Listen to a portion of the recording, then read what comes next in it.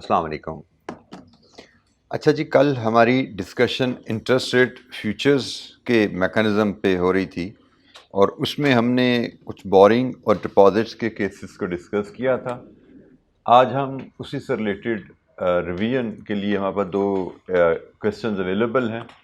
ये पास paper question नहीं है, सिर्फ रिवीजन प्रैक्टिस के लिए आपके क्वेश्चन दिए गए हैं। पास पेपर में हमें फ्यूचर्स पे आई बिलीव कोई लॉन्ग क्वेश्चन नहीं आया हुआ, ठीक है जी। तो कोई सवाल before we start doing these question, किसी कैलकुलेशन पे कोई हेल्प चाहिए, गाइडेंस चाहिए, पूछिए। अच्छा, इन क्वेश्चन को देखते हैं, फिर इनसे हमारी यही दोनों केसेस रिवाइज हो जाएंगे, बोरिंग के और डिपॉजिट के भी। Question number 6 and 7। Let's move to question 6।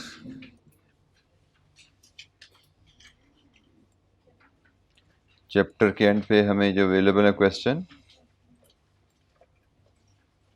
ये जी क्वेश्चन नंबर 6 का सिनेरियो है। On January 1, 22X, XY Limited plans to borrow 57 million on 1st April। 1st जनवरी को प्लान किया कि हम 1st अप्रैल को बोरो करेंगे 57 million for 6 month. Standard 6 month future contract size is 10 million. अच्छा, यहाँ पे जो चीज़ आपने नोट करनी है कि आपके लोन भी मेच्योरिटी 6 मंथ है और कॉन्ट्रैक्ट की मेच्योरिटी भी 6 मंथ है। अभी तक हमने पीछे जो इलस्ट्रेशन की थी उनमें लोन की मेच्योरिटी 3 मंथ थी और कॉन्ट्रैक्ट की मेच्योरिटी भी 3 मंथ थी।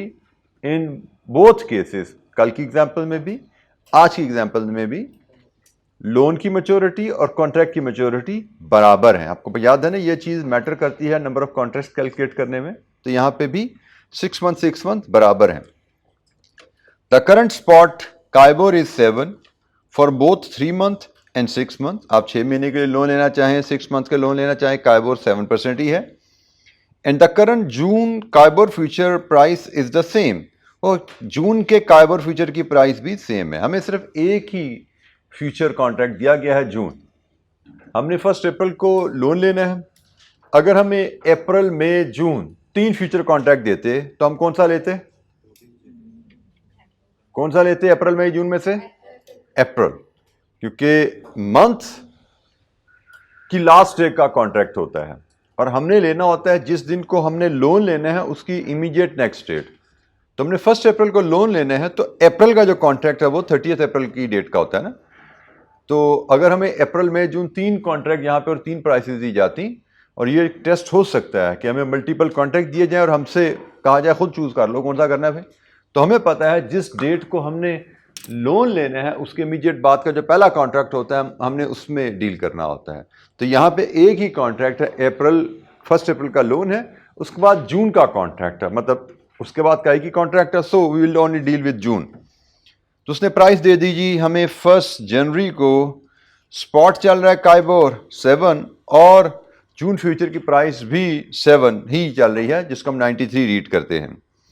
The value of one tick for a KIBOR future contract is ₹500। Value कैसे निकलती है? Contract size multiplied with tick size. इसको आप टिक साइज को ऐसे पढ़ो या 0.01% पढ़ लो, एक ही बात है। और यहाँ मल्टीप्लाइड विद कॉन्ट्रैक्ट पीरियड, यहाँ पे कॉन्ट्रैक्ट पीरियड 6/12 है, ठीक है। So contract size into tick size into contract period, ये है वैल्यू ऑफ टिक कैलकुलेट करने का तरीका। इस क्वेश्चन में उसने मैं वैल्यू ऑफ टिक दे दी 500 है। How should XYZ company hedge the interest rate risk using future contract? Future contract से कैसे हेज किया जा सकता है इंटरेस्ट रेट रिस्क को? तो हमें 1st जनवरी को फ्यूचर हेज सेटअप करना है। हम बात कर रहे हैं क्वेश्चन नंबर 6 की, और इसके पार्ट ए की बात करें तो 1st जनवरी को हमें सेटअप करना है interest rate future hedge. Loan का हेज सेटअप करने के लिए how it can be set up, कैसे सेटअप किया जाएगा भाई? सेल, बिल्कुल ठीक हो गया जी। हमें सबसे पहले सेल इंटरेस्ट रेट फ्यूचर करने हैं। कौन से? जून सेटलमेंट डेट के, किस प्राइस पे? 93 पे। कितने कॉन्ट्रैक्ट्स? हमने पढ़ा था कि amount to be hedged divided with contract size मैं चले इसको एक्सटेंड करता हूं, मल्टीप्लाइड विद लोन का पीरियड डिवाइडेड विद कॉन्ट्रैक्ट का पीरियड। मैं इस केस में ये ना भी लिखूं बराबर हैं तो कोई फर्क नहीं पड़ता, लेकिन मैं आपकी रिवीजन के लिए लिख दिया साथ ही, ठीक है।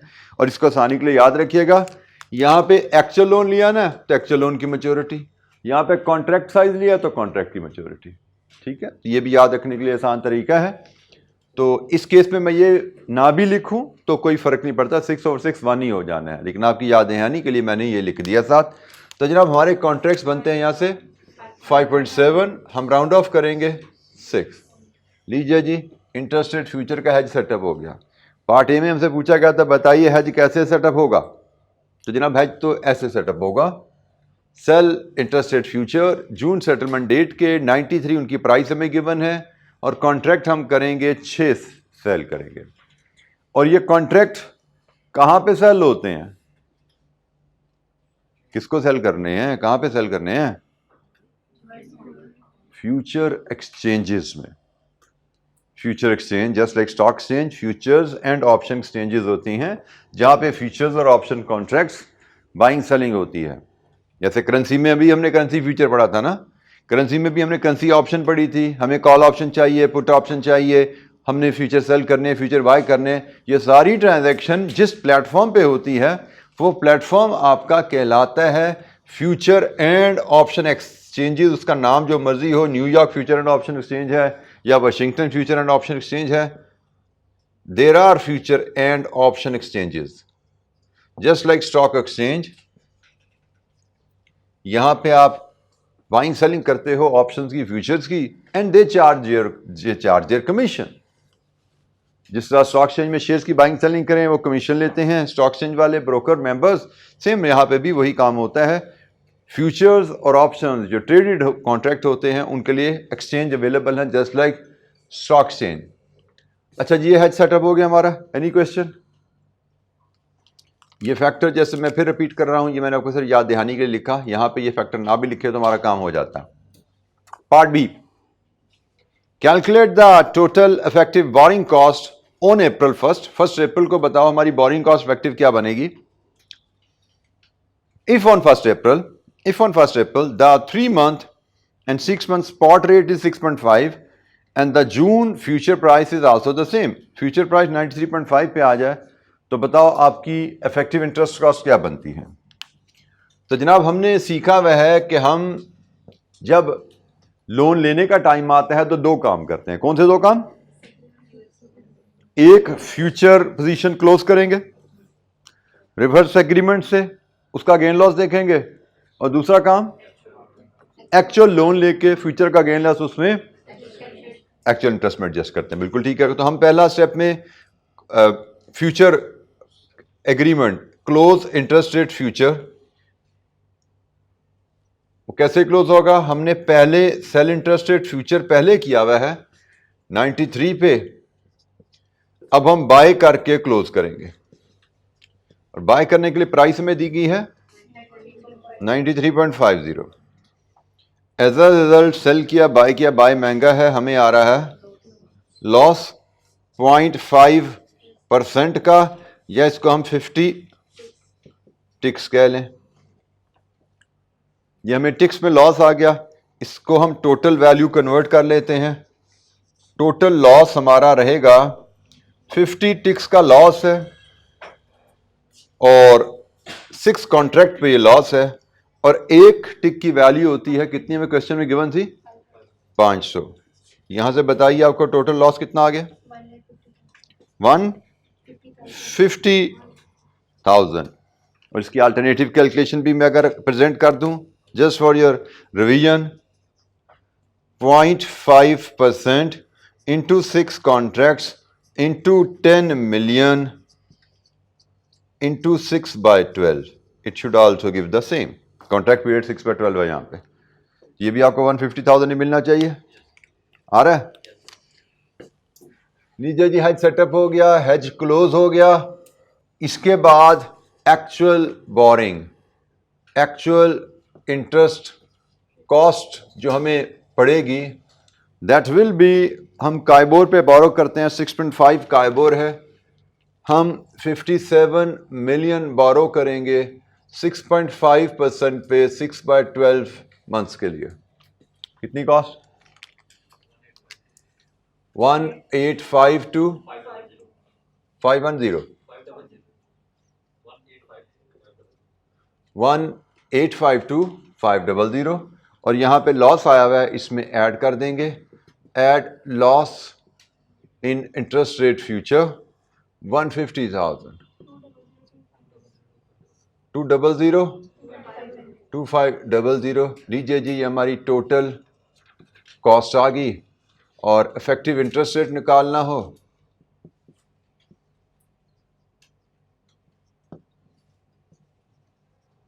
it will be 2002500 divided with 57 million. ये 6 महीने का हो गया, तो डिवाइडेड विथ इसको 6% 100 करें तो परसेंटेज में आ गया, लेकिन 6 महीने की कॉस्ट है। डिवाइड विथ 6 इंटू 12 कर दो तो एनुअल कॉस्ट कितनी जी? 7.03%। लीजिए जी, ये हमारा रेट आ गया। और ये रेट देख सकते हैं वही जो हमने फ्यूचर कॉन्ट्रैक्ट किया था, बिल्कुल तकरीबन वही है। थोड़ा सा राउंडिंग ऑफ यहाँ पे हुआ था जिसकी वजह से 0.03% का डिफरेंस रह गया। अदरवाइज मैकेनिज्म डिफरेंट है, लेकिन काम वही फॉरवर्ड वाला ही है कि जिस रेट पे एग्रीमेंट हुआ कॉस्ट उसी के आसपास रहती है। अगर फर्क रहता है तो वो राउंडिंग ऑफ की वजह से रहता है। इंटरेस्ट रेट फ्यूचर बोरिंग के केस की रिवीजन।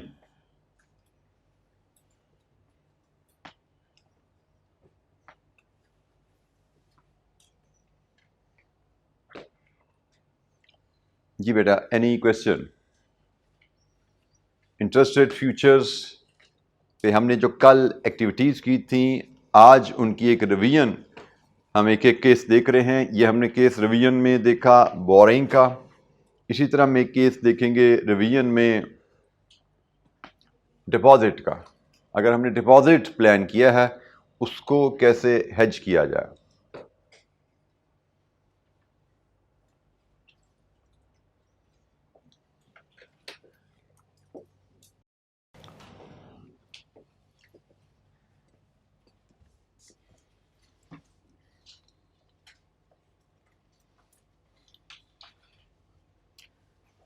अच्छा जी, ये GHI कंपनी डिपॉजिट का केस है। On 1st July 202X, GHI company plans to deposit 75 million on 1st October. 1st अक्टूबर को 75 million डिपॉजिट है for 6 months. Standard 6-month future contract size is 10 million. The current spot KIBOR is 6% for both 3 months and 6 months, and the current December KIBOR future is 94. The value of Ventic is 500.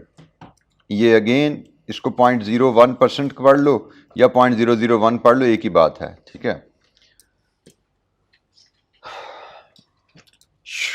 How should GHI company hedge the interest rate risk using future contract? और part B फिर वही है कि total effective interest income क्या बनेगी अगर 1 अक्टूबर को 6 month KIBOR 6.5 पे आ जाए और फ्यूचर की प्राइस जो है वो दिसंबर फ्यूचर की प्राइस 93.5 पे। अच्छा, इस सवाल को मैं थोड़ा सा कमेंट करता हूँ ताकि हम ने जो स्किल सीखी थी वो भी प्रैक्टिस में आ जाए। मैं बेटा ज़रा बोर्ड पे देखना, मैं इसको ना यहाँ पे 3 मंथ्स कर देता हूँ। Future contract size is 3 month. ये 3 मंथ होगा तो वैल्यू ऑफ टिक भी बदल जाएगी ना, वो शायद 500 नहीं रहेगी, 250 आ जाएगी। मैं सवाल अमेंड कर रहा हूँ, जो ओरिजिनल सवाल है वो आपका उसका सोल्यूशन अवेलेबल है, वो आप देख सकते हैं। मैं ज़रा अमेंडेड सवाल कराने लगा आपको, क्योंकि सिंपल ओरिजिनल तो बिल्कुल वैसे जैसे हमने कल एग्जांपल की थी, मैंने कहा थोड़ा सा मॉडिफाई कर लें, तो मैंने 2 चेंजेस की। यहाँ पे मैंने फ्यूचर कॉन्ट्रैक्ट साइज 3 मंथ कर दिया, और जब कॉन्ट्रैक्ट साइज बदलेगा तो वैल्यू ऑफ टिक ऑटोमेटिकली बदल जाएगी, क्योंकि वैल्यू ऑफ टिक क्या होती है? Contract size into tick size into contract period. Contract period हमने 3 मंथ कर दिया ना, तो 3/12 250 हो गया। अब हम इसको इस हिसाब से हल करते हैं, मॉडिफाइड क्वेश्चन हम हल करेंगे, ठीक है। सबसे पहले पार्ट ए में उसने पूछा है how company should set up hedge. तो जनाब question number 7 modified, question number 7 modified हम कर रहे हैं, ठीक है जी। क्वेश्चन नंबर 7 नहीं कर रहे, क्वेश्चन नंबर 7 मॉडिफाइड कर रहे हैं और इसका पार्ट ए कर रहे हैं। उसके लिए हमें 1 जुलाई को सबसे पहले क्या काम करना है जी? हेज सेटअप करना है। सबसे पहले हमें सेटअप करने हैं इंटरेस्ट रेट फ्यूचर हेज और डिपॉजिट का हेज है। डिपॉजिट का हेज कैसे सेटअप होता है? बाय इंटरेस्ट रेट फ्यूचर से। डिपॉजिट का hedge bye interest rate future से सेटअप होगा और हमें क्वेश्चन में जो अवेलेबल हैं वो सिर्फ दिसंबर के फ्यूचर अवेलेबल हैं। 1 अक्टूबर को हमने डिपॉजिट करना है। 1 अक्टूबर के बाद एक ही फ्यूचर कॉन्ट्रैक्ट, हमें दिसंबर का डाटा गिवन है तो हम दिसंबर के फ्यूचर और उसकी प्राइस हमें गिवन है 94 और लास्ट हम यहां पे कॉन्ट्रैक्ट्स कैलकुलेट करेंगे। कॉन्ट्रैक्ट्स रहेंगे amount to be hedged divided with contract size multiplied with deposit period divided with contract period. कितने बने जी कॉन्ट्रैक्ट? 15 कॉन्ट्रैक्ट्स, ठीक है जी। अगर याद रखिएगा, अगर ये भी 6 मंथ होता तो ये 7.5 कॉन्ट्रैक्ट बनते, राउंड ऑफ करके 8 हो जाते हैं, ठीक है। लेकिन इस केस में 15 contracts, no rounding off was required. हमें 15 कॉन्ट्रैक्ट्स दिसंबर सेटलमेंट डेट के 94 पे बाय करने हैं। 15 interest rate future contract, this is hedge setup. ये modified question with slight modification जिसमें कॉन्ट्रैक्ट पीरियड मैंने 6 की बजाय 3 कर दिया। 15 कॉन्ट्रैक्ट्स।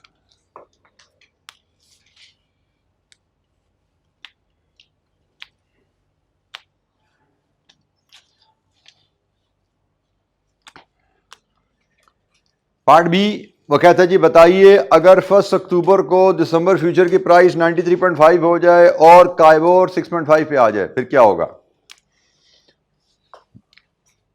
पार्ट बी, हम क्लोज इंटरेस्ट रेट फ्यूचर करते हैं। इंटरेस्ट रेट फ्यूचर हेज को क्लोज करते हैं कैसे? हमने पहले बाय इंटरेस्ट रेट फ्यूचर किया था, अब हम सेल इंटरेस्ट रेट फ्यूचर करके पोजीशन क्लोज करेंगे। हमने बाय किया था 94 पे, हम अब सेल करेंगे किस पे जी? 93.50 पे। बाय किया महंगा, सेल किया सस्ता, हमें आया लॉस को हम 0.5% भी कह सकते हैं या इसको 50 टिक्स भी कह सकते हैं। 0.5% और 50 टिक्स एक ही बात है। और इस लॉस को हम टोटल वैल्यू में अगर कन्वर्ट करें, टोटल लॉस हमें 50 टिक्स का लॉस है और हमें 15 कॉन्ट्रैक्ट पे लॉस है। एक टिक एक कॉन्ट्रैक्ट 250 रुपए का बनता है, तो टोटल लॉस कितना हुआ? 187,500। इसकी अल्टरनेटिव कैलकुलेशन भी मैं आपके सामने रख देता हूं। 0.5% into 10 million into 15 contracts into 3/12, it should be the same. ये दो अल्टरनेटिव कैलकुलेशन है। ये हमारा हेज क्लोज हुआ और उसकी लॉस की वैल्यू डिटरमिन होगी। इसके बाद हम लेते हैं एक्चुअल इंटरेस्ट इनकम।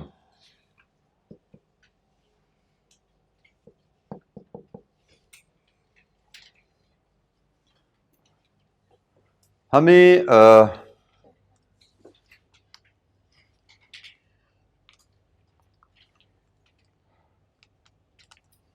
काइबोर 6.5 पे हमें इनकम आएगी 75 मिलियन। 6.5% इंटू 6/12, ऐसे ही है जी। कितनी इनकम आएगी? 2437,500। ये इनकम है या लॉस है? क्या करेंगे? लेस कर देंगे loss on interest rate future. Interest income में से लॉस लेस कर दीजिए 187,500। हमें मिलेगी नेट इंटरेस्ट इनकम जी 22,500 और यहां से हम इफेक्टिव इंटरेस्ट रेट भी निकाल लेंगे।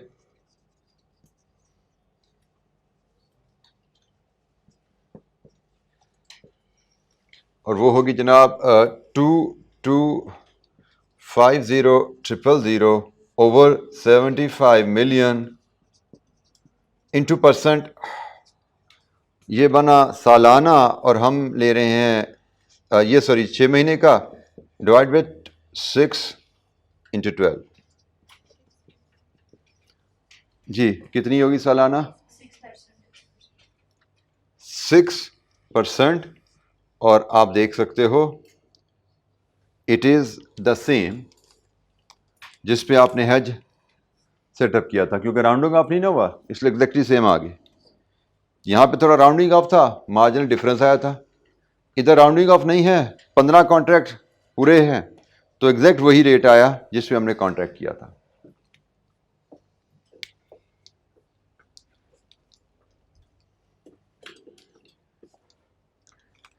यहाँ पे बेटा आपने एक चीज़ मैं रजिस्टर करवा दूँ, जब मैं फ्यूचर में गेन लॉस ले रहा हूँ तो फ्यूचर में गेन लॉस के लिए पीरियड होता है फ्यूचर का, और जब मैं एक्चुअल इनकम ले रहा हूँ तो उसके लिए पीरियड होता है एक्चुअल का।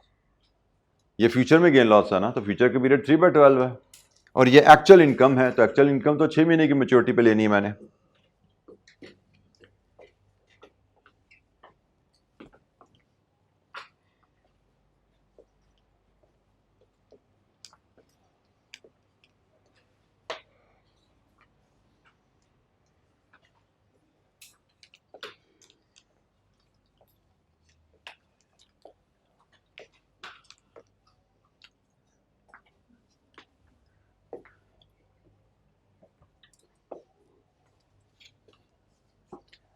जी बेटा एनी क्वेश्चन?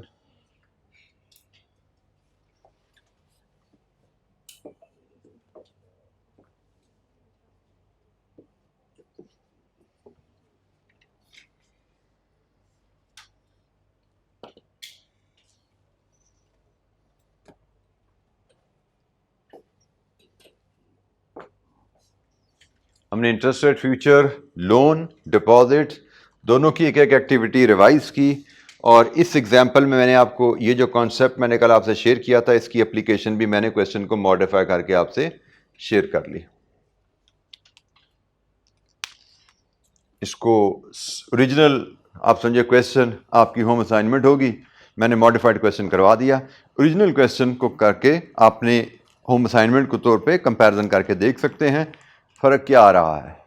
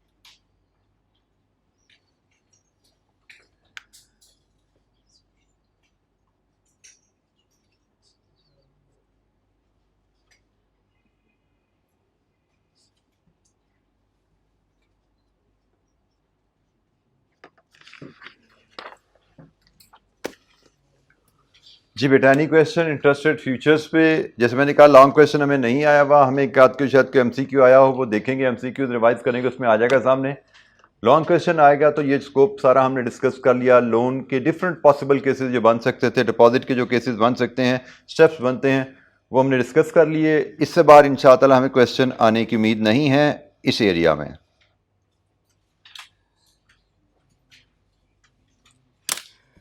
अच्छा जी, interest rate options, currency option हमने डिस्कस की थी, वो तो रिलेटिवली स्ट्रेट फॉरवर्ड थी, कोई इसमें चैलेंज हमारा कैफ लेवल से क्रिएट नहीं हुआ। इंटरेस्ट रेट ऑप्शन जो है ना, कैफ पे जो मैंने कहा था ना, नॉलेज उन्होंने श्रिंक किया और कुछ गड़बड़ें हुई, तो मुझे लगता है ये वो टॉपिक है जिसमें गड़बड़ें सबसे ज़्यादा हुई हैं।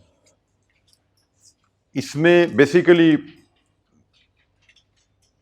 एक्चुअली इंटरेस्ट रेट ऑप्शन दो तरह की होती हैं। और यहाँ पे दोनों ऑप्शन को मिक्स करके उसने कंबाइन एक टॉपिक बना दिया है। तो बड़ा मुश्किल है मेरे लिए इसको डिफ्रेंशिएट करना कि एक फ़ीचर यहाँ से डाला हुआ है, एक फ़ीचर यहाँ से डाला हुआ है, मलगूबा बनाया हुआ है। तो मेरे लिए बड़ा मुश्किल है इसको एक्सप्लेन करना कि कैसे हम इसको लेकर चलें। मैं कोशिश करूँगा आपके और सिंपल से आसान अल्फाज में जो है बातें ये बता सकूँ।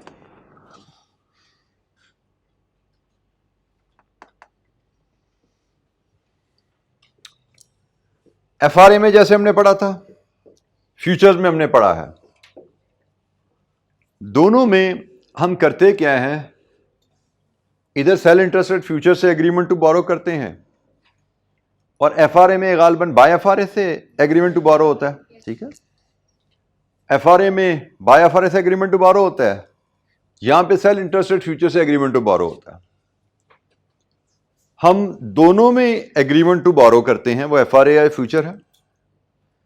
दोनों में कॉन्ट्रैक्ट इधर क्लोज और उधर सेटल कर देते हैं, ऐसा ही है। एफआरए में भी सेटल कर देते हैं, नॉन डिलीवरेबल है, ये भी क्लोज कर देते हैं, नॉन डिलीवरेबल है। उसके बाद हम एक्चुअल मार्केट में लोन लेते हैं। एफआरए में सेटलमेंट का गेन लॉस होता है, यहां पे फ्यूचर में बाय सेल का गेन लॉस है, वो एडजस्ट करते हैं और आउटकम आ जाती है। तो प्रैक्टिकली देखा जाए एफआरए में और फ्यूचर में कोई खास फर्क है नहीं, सवाई इसके कि एफआरए आपका ओटीसी है और फ्यूचर आपका ट्रेडेड है, स्टैंडर्डाइज्ड है, ये फर्क है। लेकिन मैकेनिज्म में कोई खास फर्क नहीं है, टर्मिनोलॉजी यहां फर्क है। उधर बाय एफआरए था, यहां पे सेल इंटरेस्ट रेट फ्यूचर है। ठीक है, वहां पे एफआरए सेटलमेंट था, यहां पे फ्यूचर क्लोज है। ठीक है जी, तो इसको भी वैसे हम settlement of interest rate future लिखते हैं, हर्ज कोई नहीं है, रिवर्स से सेटल हो रहा है, कोई हर्ज नहीं है। लेकिन चलें, हमने यहां क्लोज लिखा है, लेकिन एक्चुअल रिजल्ट्स जो हम बनाते हैं फाइनल, उसका मैकेनिज्म सेम है कि हम मार्केट में एक्चुअल इंटरेस्ट कॉस्ट लेते हैं और फॉरवर्ड में सेटलमेंट पे गेन लॉस आया या इधर फ्यूचर में गेन लॉस आया, उसको एडजस्ट किया जाता है। तो ये कहानी हम देखो दोनों सूरतों में हमने जो चीज ऑब्जर्व की है, एफआरए में भी और फ्यूचर में, कि हमारा रेट एग्रीमेंट पे लॉक है। जिस रेट पे एग्रीमेंट किया हमारी कॉस्ट लगभग वही आती है, रेट बाद में नीचे जाए या ऊपर जाए, हर दो सूरतों में हम यहीं पे लॉक होंगे। जैसे ये 93 से 93.5 पे है ना, अगर ये 93 से 92.5 पे भी चला जाता तो मेरी कॉस्ट 7.03 बननी थी। ठीक है जी, मेरी कॉस्ट 7.303 बनती थी। सिमिलरली यहां पे ये 94 से 93.5 पे आया, मुझे लॉस हुआ। ये 94 से 95 पे चला जाता, मुझे गेन भी आ जाता, लेकिन मेरी इंटरेस्ट इनकम 6% पे ही रहनी थी, उसमें कोई फर्क नहीं पड़ना था। ठीक है, एफआरए है या फ्यूचर है, उसमें हमने सीखा क्या है कि आप की इनकम या कॉस्ट लॉक हो जाती है। एफआरए किया है या फ्यूचर किया है, आपकी इनकम या कॉस्ट लॉक हो जाती है। जस्ट लाइक करेंसी में भी हमने ये बात की थी ना, हमारा एक्सचेंज रेट लॉक हो जाता है, रेट ऊपर जाए नीचे जाए हमारी सेहत पे असर ही नहीं पड़ता। और जिस तरह वहां पे हमने कहा था कि भाई एडवर्स मूवमेंट है तो एफआरए फ्यूचर हमारे लिए अच्छी बात लगती है, एडवर्स मूवमेंट है तो हमारे लिए एफआरए और फ्यूचर दोनों अच्छे हैं, क्योंकि हम अपने आप को एडवर्स मूवमेंट से बचा लेते हैं। लेकिन अगर रेट की मूवमेंट फेवरेबल है तो एफआरए फ्यूचर दोनों में हमें रिग्रेट आता है कि हम फेवरेबल मूवमेंट का फायदा नहीं उठा सकते। तो जिस तरह हमने करेंसी में एफआरए फ्यूचर के रिग्रेट से बचने के लिए करेंसी ऑप्शन को डिस्कस किया था, सिमिलरली यहां पे भी हमारे पास एफआरए और फ्यूचर के रिग्रेट से बचने के लिए options, interest rate options available हैं।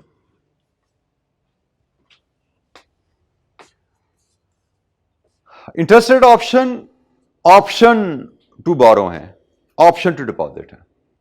ठीक है, ये right to borrow right to deposit नहीं है।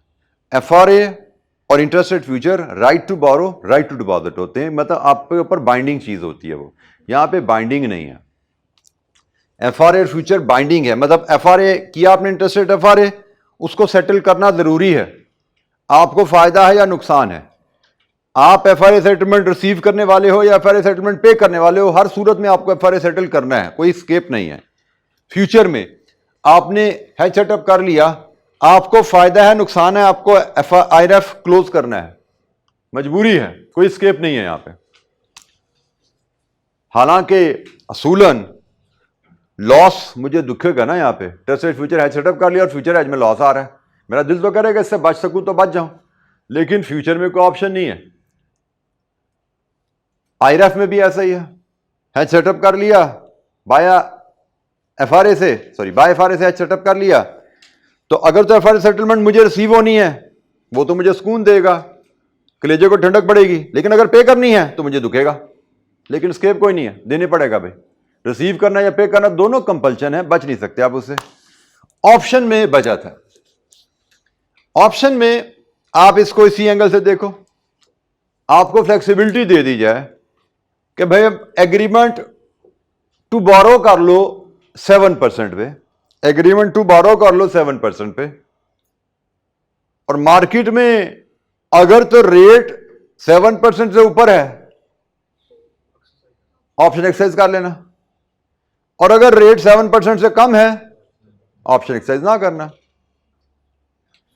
अच्छा, अब ऑप्शन ये एक्सरसाइज होती क्या है, कैसे है, इसके लिए हम इस मैकेनिज्म को थोड़ा सा इसकी टर्म्स वगैरह पढ़ लेते हैं। लोन है, डिपॉजिट होता है, दोनों केसेस में ऐसा ही होना है। हम ये एग्जाम्पल 1 से इसको फॉलो करते हैं। एग्जाम्पल 1 उसके बाद क्वेश्चन 8 देखेंगे हम। एग्जाम्पल 1 से हम इस ऑप्शन के केस को, लोन की ऑप्शन के केस को फॉलो करते हैं।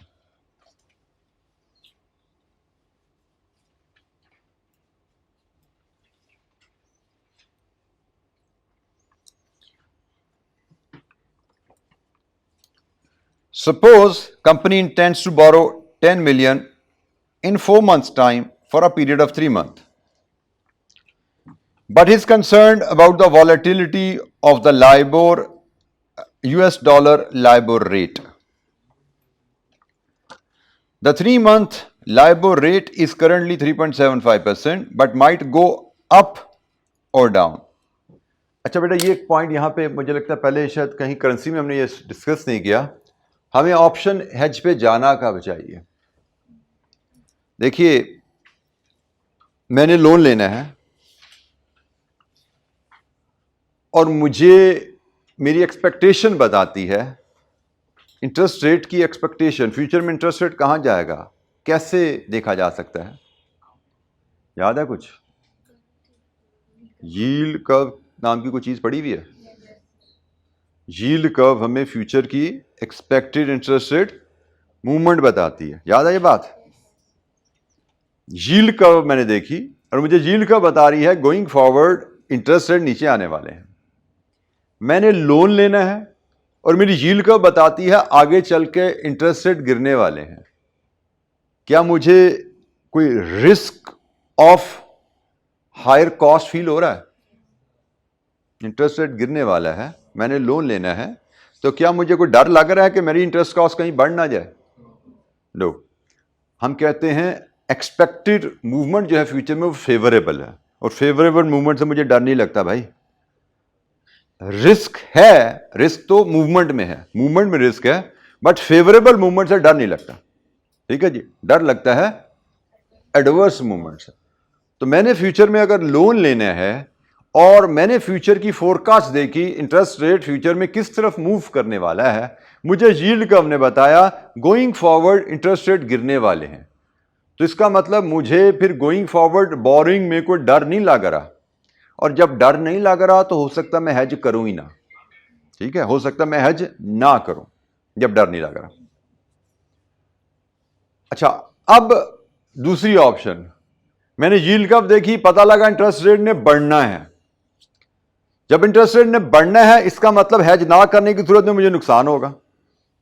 जब तो इंटरेस्ट रेट ने गिरना है ना, हेज ना करने की सूरत में मुझे फायदा मिलेगा। आज इंटरेस्ट रेट हाई है, कल को इंटरेस्ट रेट गिर जाएगा, मैं सस्ता लोन ले लूंगा, तो मुझे हेज ना करने की सूरत में फायदा है। लेकिन अगर आगे चल के इंटरेस्ट रेट बढ़ने के चांसेस हैं और अगर आज मैं हेज ना करूं तो कल को मुझे महंगा लोन मिलेगा, मुझे हेज ना करने का नुकसान है, तो मुझे प्रोटेक्शन चाहिए। एडवर्स मूवमेंट होगी तो प्रोटेक्शन चाहिए, फेवरेबल मूवमेंट का चांस है तो प्रोटेक्शन ना भी लें तो गुजारा हो जाएगा। अच्छा, अब यहां पे जरा देखिएगा, ये तीसरा केस है, बढ़ना है या नीचे जाना है पता ही नहीं। वॉलेटिलिटी, ऊपर नीचे कुछ भी हो सकता है, वी आर नॉट क्लियर। इस सिनेरियो में अगर हेज मैं छोड़ूं और रेट ऊपर चढ़ जाए तो मैं मरता हूं, हेज कर लूं और रेट नीचे गिर जाए तो भी मरता हूं मैं, ठीक है ना। मैंने इस केस में मैंने हेज नहीं किया, इंटरेस्ट रेट बढ़ गया तो मुझे महंगा लोन लेना पड़ेगा, और मैंने एफआरए या फ्यूचर से हेज कर लिया और इंटरेस्ट रेट गिर गया तो भी मुझे रिग्रेट है, हेज क्यों कर लिया था भाई, इंटरेस्ट रेट तो गिर गया और हेज कर लिया तो लॉक हुआ, मुझे एग्रीमेंट का रेट मिलेगा। इस केस में हम ऑप्शन की तरफ जाते हैं। ऑप्शन का हेज हम सिर्फ उस सूरत में लेते हैं जब हमें फ्यूचर मूवमेंट में डाउट हो। करेंसी ऑप्शन की बात करें या इंटरेस्ट रेट ऑप्शन की बात करें, दोनों सूरतों में ऑप्शन हेज तब लिया जाता है जब मूवमेंट में, फ्यूचर मूवमेंट में डाउट है कि पता नहीं ऊपर जाएगा नीचे जाएगा।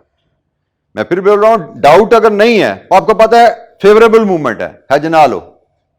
आपको पता है एडवर्स मूवमेंट है तो एफआरए या फ्यूचर ले लो, एक ही बात है, लॉक हो जाओगे आप, क्योंकि आपको प्रोटेक्शन चाहिए। लेकिन अगर आपको पता ही नहीं कि ऊपर जाएगा नीचे जाएगा, फिर आपको दोनों चीजें चाहिए कि भाई ऊपर जाए, एडवर्स मूवमेंट हो तो प्रोटेक्शन मिल जाए, फेवरेबल मूवमेंट हो तो फायदा मिल जाए। तो भाई ये काम तो ऑप्शन के थ्रू ही होता है, करेंसी में भी ऐसा ही है, यहां पे भी ऐसा ही है। हम ऑप्शन सिर्फ उस सूरत में लेते हैं जब ये केस बन रहा हो, करेंसी की बात हो या ऑप्शन या इंटरेस्ट रेट की बात हो, सिर्फ इस सूरत में ऑप्शन हेज लिया जाता है। वजह यह है कि ऑप्शन हेज इज एक्सपेंसिव। ऐसा नहीं कि मुंह चुके ऑप्शन हेज ले लेना है हमने। ऑप्शन हेज में आपको अपफ्रंट प्रीमियम देना पड़ता है, डिस्कस किया था ना करेंसी में, ये भी वही कहानी है। ऑप्शन है तो प्रीमियम है भाई, तो ऑप्शन में तो अपफ्रंट प्रीमियम देना पड़ता है, तो प्रीमियम तभी देंगे जब उसकी जरूरत है, जब जरूरत नहीं है तो फिर ऑप्शन हेज का प्रीमियम क्यों दें, ठीक है। फेवरेबल मूवमेंट का चांस है, हेज ही ना करो, एफआरए भी ना करो, फ्यूचर भी ना करो, ऑप्शन तो दूर की बात है। एडवर्स मूवमेंट का चांस है तो भाई आपको सिर्फ प्रोटेक्शन चाहिए, आपको सिर्फ प्रोटेक्शन चाहिए, तो एडवर्स मूवमेंट से प्रोटेक्शन चाहिए, तो एडवर्स मूवमेंट से प्रोटेक्शन तो आपको फ्यूचर एफआरए दे देते हैं, काफी है हमारे लिए, यहां से हेज कर लो अपने आप को। लेकिन आपको ऐसी ऑप्शन चाहिए जिसमें एडवर्स मूवमेंट हो तो प्रोटेक्शन ले लें, फेवरेबल मूवमेंट हो तो फायदा उठा लें, तो फिर ऑप्शन चाहिए आपको। एडवर्स मूवमेंट हो तो प्रोटेक्शन, फेवरेबल मूवमेंट हो तो फायदा। बिल्कुल यहां पे जैसे आ जाओ, इधर अगर आपने फ्यूचर हेज बनाया है, रेट फ्यूचर का ऊपर गया, आपको लॉस हुआ, यह भी लेना मजबूरी है। रेट फ्यूचर का नीचे जा, आपको गेन हो जाता, वो भी मजबूरी है। गेन है, लॉस है आपका है। लेकिन अगर आपको ऑप्शन मिल जाए कि गेन आपका, लॉस नहीं आपका, तो ये मजे की बात हो जाती है ना भाई, फायदा होगा तो ले लो, नुकसान है तो छोड़ दो। ये आपको मिलेगी फ्लेक्सिबिलिटी ऑप्शन हेज के थ्रू, जिसके लिए आपको अपफ्रंट प्रीमियम पे करना पड़ेगा। अगर यहां पे प्रीमियम पे नहीं किया तो गेन है, लॉस है, दोनों आपके। लेकिन यहां पे प्रीमियम पे कर दिया तो गेन आपका, लॉस आप उसको फोरगो कर दोगे, आप उससे बच सकते हो। तो अब हम इस मैकेनिज्म को, मैंने आपको इसकी सिर्फ नीड बताई कि हमें ऑप्शन हेज की तरफ जाना कब है। ऑप्शन हेज की तरफ हमें तब जाना है जब हमें पता नहीं कि अप और डाउन।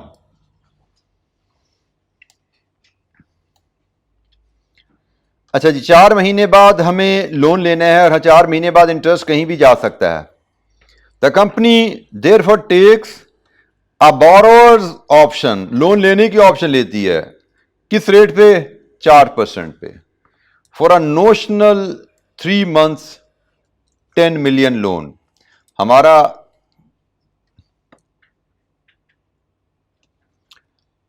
3 month 10 million लोन ही था ना हमारा, हमें 4 महीने बाद 10 मिलियन का लोन ही चाहिए था ना 3 महीने के लिए।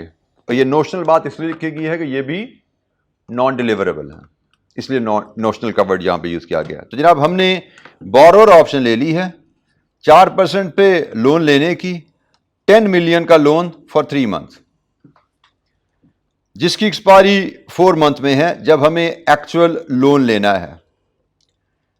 ऑप्शन प्रीमियम से equal to 0.5% per annum of the principal, वो कितना बन जाएगा? 10 मिलियन इंटू 0.5% पर एनम है, और हमें 3/12 का चाहिए, तो 3/12 से एडजस्ट कर लो। कितना प्रीमियम भाई? जी बेटा 12500। ये कहानी है डॉलर्स में, हमें इतना प्रीमियम पे करना पड़ेगा। ये प्रीमियम है, ये प्रीमियम पे करें अगर हम आज, तो हमें 10 मिलियन लोन लेने का राइट मिल जाएगा। किस प्राइस पे? 4% पे। अगर हम आज $12,500 प्रीमियम दे दें तो हमें 4 महीने बाद 10 मिलियन का लोन फॉर 3 मंथ्स एट 4% बारो करने की ऑप्शन मिल गई है। आगे चलिए, if in 3 months LIBOR rate is higher than the option strike price, for example LIBOR rate is 6%, LIBOR 6% पे चला गया और आपके पास ऑप्शन है बोरो करने की लाइबोर 4% पे, आप ऑप्शन एक्सरसाइज करोगे या नहीं? यस, आप ऑप्शन एक्सरसाइज करना चाहोगे। आपके पास ऑप्शन टू बोरो है लाइबोर 4 पे और मार्केट में लाइबोर है 6% पे। अच्छा, यहां पे बेटा जो बात सीखनी है ना, कि आपके पास ऑप्शन टू बोरो 4% पे है लेकिन आपको मार्केट में रेट 6% मिल रहा है, आप ऑप्शन एक्सरसाइज कर रहोगे। अब यहां पे ऑप्शन एक्सरसाइज करने का मतलब ये नहीं कि आपको 4% में लोन मिलेगा। ऑप्शन एक्सरसाइज करने का मतलब क्या है कि आपको 2% की कंपनसेशन मिलेगी, जस्ट लाइक एफआरए, या 2% का गेन मिलेगा, जस्ट लाइक फ्यूचर। जैसा फ्यूचर में भी गेन आ जाता ना आपको, तो ये आपका गेन हो गया कि मैंने 4% का राइट ले लिया था, मार्केट में रेट 6% है, तो मुझे 2% का गेन हो गया। आपको 2% का गेन मिलेगा क्योंकि ये नॉन डिलीवरेबल एग्रीमेंट है। ऐसा नहीं कि आप 4% पे बोरो कर लोगे, बोरो आपने 6 पे ही करना है, लेकिन आपको गारंटी पे 2% का गेन मिल गया। आपने ऑप्शन एक्सरसाइज की। ऑप्शन एक्सरसाइज करने का मतलब आपने 6 और 4 का जो डिफरेंस है ये वसूल करना है। The company will exercise the option and option writer, option में पता है ना, ऑप्शन राइटर और ऑप्शन होल्डर 2 पार्टियां होती हैं। Option writer pay the option holder an amount equal to difference between the strike price and the exercise and the reference rate, मतलब 2% का आपको गेन मिलेगा। दिस पेमेंट इज डिस्काउंटेड, यहां पे भी वही बात है, जिस तरह एफआरए सेटलमेंट की पीवी होती है, ये भी एडवांस में सेटल किया जाता है, तो ये भी डिस्काउंटेड टर्म में होती है। Borrow option is settled at the beginning of the notional interest period and not at the end of the period. ये वही कहानी है जिस तरह एफआरए की जो रीजन थी प्रेजेंट वैल्यू में सेटल होने की, इसके भी सेटलमेंट की रीजन वही है। अच्छा, इसका एक्सप्रेशन हम कैसे देते हैं? इसको 2 केसेस में हमने डिस्कस किया, मैंने भी 6% का केस आपसे डिस्कस किया था। मार्केट में रेट अगर 6% पे चला जाएगा तो हम एक्चुअल बोरिंग 6% पे करेंगे, 2% हम ऑप्शन राइटर से गेन वसूल कर लेंगे, हमारी इंटरेस्ट कॉस्ट रिड्यूस हो जाएगी। 0.5% हम ऑलरेडी पे किए बैठे हैं, हमारा इफेक्टिव इंटरेस्ट कॉस्ट कितना रहेगा? 4.5। लोन एक्चुअल लिया हमने 6% पे, 2% हमें ऑप्शन राइटर से डिफरेंस मिल गया, 4 और 6 का फर्क। 0.5% हमने ऑलरेडी प्रीमियम पे किया था, वो इसमें एडजस्ट कर लें, इफेक्टिव कॉस्ट 4.5। और यही केस अगर हो जाए कि भाई मेरी स्ट्राइक प्राइस 4% थी, मार्केट में लाइबोर 3 पे आ गया, कि क्या मुझे ऑप्शन एक्सरसाइज करनी है? मुझे 4% पे लोन लेना है या 3 पे लेना है? 3 पे। मैंने कहा भाई इसको छोड़ो, मुझे 3 पे लोन चाहिए और 0.5 प्रीमियम पहले का पे किया, उस पर फातिहा पढ़ लो, 3.5 इज द कॉस्ट। ये देखो जरा यहां पे, अब कुछ नहीं आया। जब एफआरए था ना तो यहां पे गेन आता था, यहां पे लॉस आ जाता था। अगर एफआरए होता, जरा सोचो जरा, अगर मेरा एफआरए होता तो मुझे यहां पे 1% का लॉस आता और मेरी कॉस्ट यहां पे फिर वही 4.5 ही हो जाती। एफआरए आपको लॉक कर देता है कॉस्ट को, रेट ऊपर जाए नीचे जाए आपकी कॉस्ट वहीं की वहीं रहती है। तो ऑप्शन में क्या है, ये फ्लेक्सिबिलिटी नजर आ रही है आपको कि भाई अगर तो रेट एडवर्स गया है तो आप ऑप्शन एक्सरसाइज करके ये फायदा ले लो राइटर से। अगर ऑप्शन में रेट फेवरेबल मूव किया है तो ऑप्शन एक्सरसाइज नहीं करनी, क्योंकि फेवरेबल मूवमेंट में आपको ऑप्शन में नुकसान होना है, आपने ऑप्शन एक्सरसाइज नहीं करनी, नुकसान से बचना है। फेवरेबल मूवमेंट, सस्ते रेट पर लोन लेना है, प्रीमियम पहले का पे किया, ये देखो आपकी कॉस्ट कम हो गई। ये है ऑप्शन का मैकेनिज्म।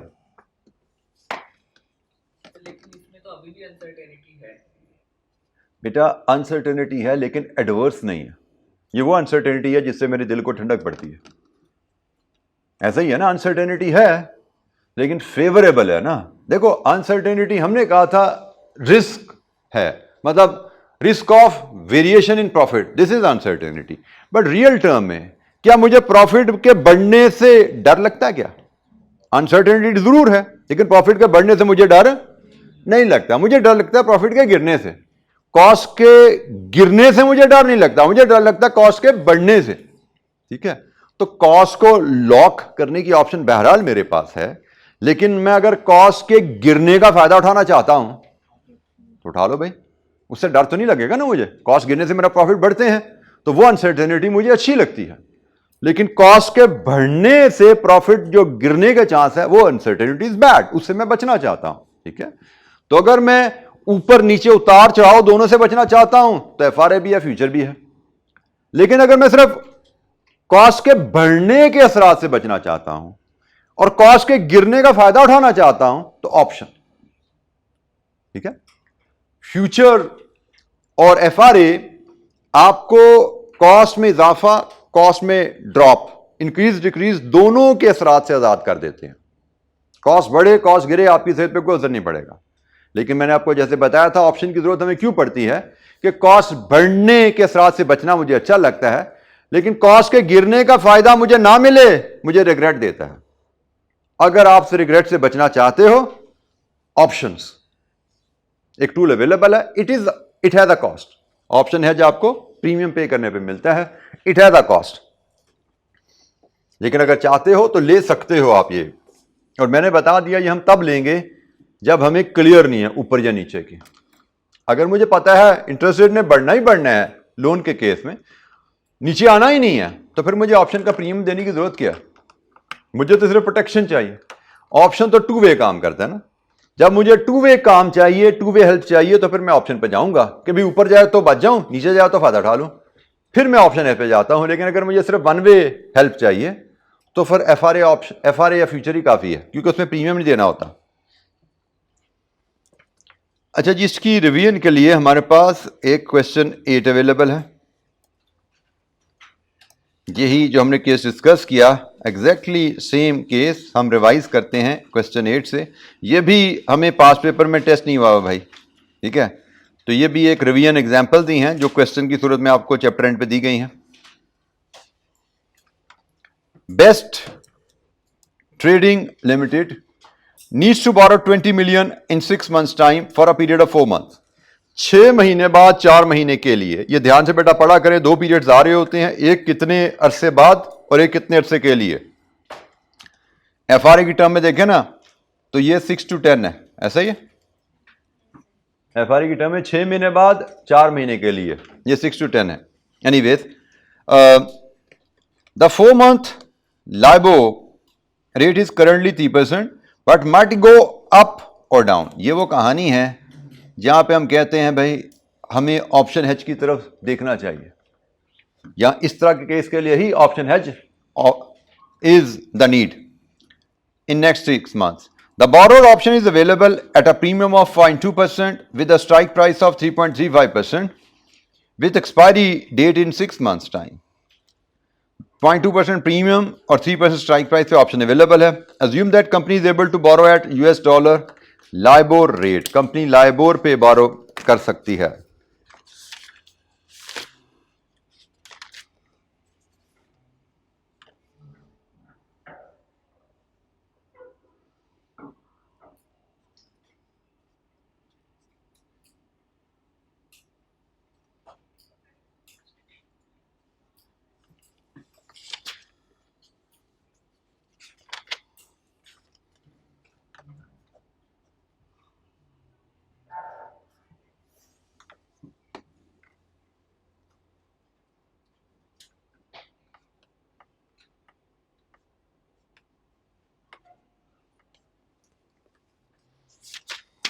अच्छा जी, compute the effective interest rate for best trading limited if 4 month LIBOR rate is 3.9% at expiry and 4 month LIBOR rate is 3% at expiry.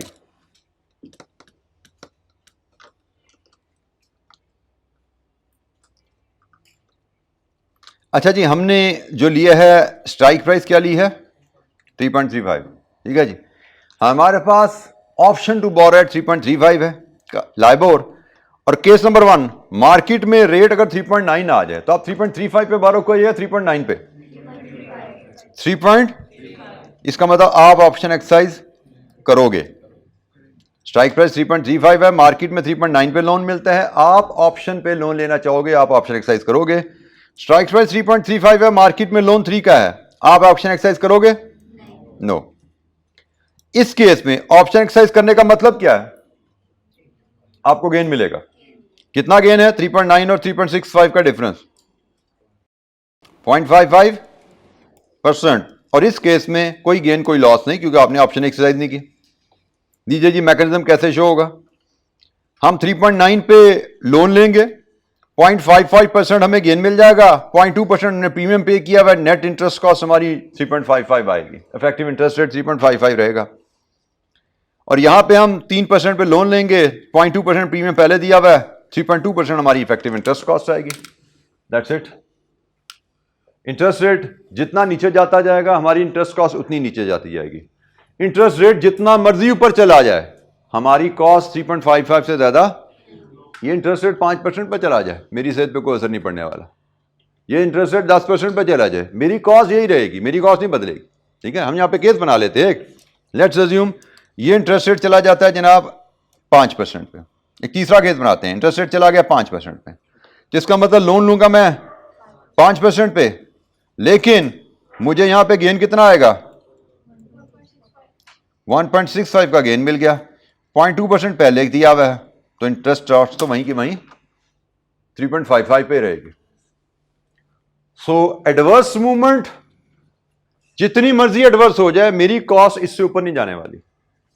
Favourable movement जितनी रेट नीचे आता जाएगा, सारा फायदा मेरी जेब में आता जाएगा, मेरी कॉस्ट कम होती जाएगी। ये 3 का 2 पे आ जाएगा, मेरी कॉस्ट 2.2 पे आ जाएगी। 3 का 1 पे आ जाएगा, मेरी कॉस्ट 1.2 पे आ जाएगी। फेवरेबल मूवमेंट में सारा फायदा मेरी जेब में, एडवर्स मूवमेंट मेरी कॉस्ट 3.55 से ऊपर नहीं जाने वाली। जी, एनी क्वेश्चन? ये रेट्स आपने ख्याल रखने हैं, ये सारे एनुअल रेट्स की कहानी है, सारी एनुअल रेट्स की कहानी है। हमारा अगर लोन का पीरियड फर्क है, जैसे इस केस में हमारे लोन का पीरियड था 4 मंथ, तो अगर हमें वैल्यूज कैलकुलेट करनी हो तो वो 4 मंथ के हिसाब से एडजस्ट करके कैलकुलेट करेंगे। हमारी इंटरेस्ट कॉस्ट जो कैलकुलेट होगी 20 मिलियन के ऊपर, इफेक्टिव इंटरेस्ट कॉस्ट जो हम कैलकुलेट करेंगे 20 मिलियन के ऊपर 3.55% इंटू 4/12, ये हमारी इफेक्टिव इंटरेस्ट कॉस्ट है इस केस में। और इस केस में ये होगी 20 मिलियन इंटू 3.2% इंटू 4/12। जी, एनी क्वेश्चन? हमने इंटरेस्ट रेट ऑप्शंस के केस में डिस्कस किया बोरिंग की एग्जांपल को। इंटरेस्ट रेट ऑप्शन के केस में बोरिंग की एग्जांपल को डिस्कस किया, और उसके साथ ही बोरिंग का एक क्वेश्चन हमारे पास अवेलेबल था, क्वेश्चन नंबर 8, उस पे भी हमने बात कर ली। सिमिलर मैकेनिज्म हमारा डिपॉजिट का है, हम उस मैकेनिज्म पे बात करेंगे, उसके एमसीक्यूज और एक क्वेश्चन है उसको देखेंगे इंशाअल्लाह कल। ये क्वेश्चन शायद पास पेपर का क्वेश्चन लग रहा है, क्वेश्चन 14, तो इंशाअल्लाह इसको हम डिस्कस करेंगे कल। बिल्कुल ये स्प्रिंग 24 का क्वेश्चन है, तो इंशाअल्लाह ये हम कल इस पे बात करेंगे। ठीक है जी, आज के लिए इतना ही। Thank you very much. अस्सलाम वालेकुम।